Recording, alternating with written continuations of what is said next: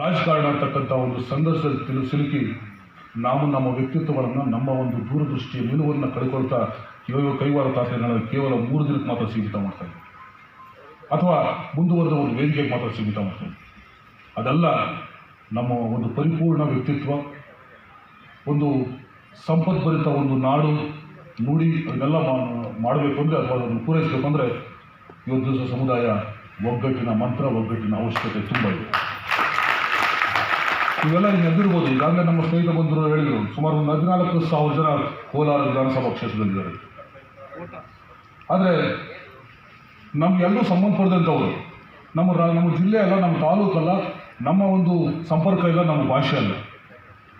ನೆರೆ ರಾಜ್ಯ ಇರ್ತಕ್ಕಂಥ ಆಂಧ್ರ ಪ್ರದೇಶ ನೀವು ನೋಡ್ಬೋದು. ಕೈವಾರ್ತಾದವರ ಒಂದು ಗುರುಪೌರ್ಣಿಮೆಯಲ್ಲೇ ಅಲ್ಲಿ ನಡೆದಿರ್ತಕ್ಕಂಥವ್ರು ಹಲವಾರು 10 ಲಕ್ಷಾಂತರ ಜನ ನೆರೆ ರಾಜ್ಯದಿಂದ ಅದು ಬಂದಿರತಕ್ಕಂಥ ತೆಲುಗು ಭಾಷಿಕರು ಜಾಸ್ತಿ ಇದೆ.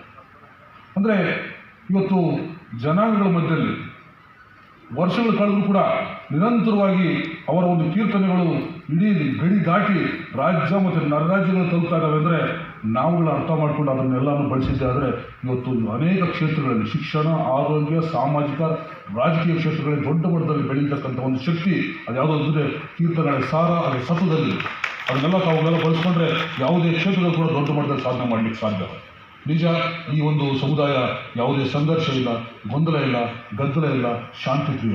ಆದರೆ ಅಷ್ಟಕ್ಕೆ ಸೀಮಿತ ಆದರೆ ಇವತ್ತು ಬದುಕು ಕಷ್ಟ ಆಗ್ತದೆ. ನಮ್ಮ ಹಕ್ಕುಗಳನ್ನು ಇವತ್ತು ದಿವಸ ದೊಡ್ಡ ಮಟ್ಟದಲ್ಲಿ ಹೋರಾಟದ ರೀತಿಯಲ್ಲಿ ಕೇಳಿಕೊಳ್ಳತಕ್ಕಂಥ ಅವಶ್ಯಕತೆ ತುಂಬ ಇದೆ. ನಾನು ನೋಡಿದೆ, ಕಳೆದ ಬಾರಿ 2023ರಲ್ಲಿ ನಾನು ಬೆಂಗಳೂರಿಗೆ ಹೋದಂಥ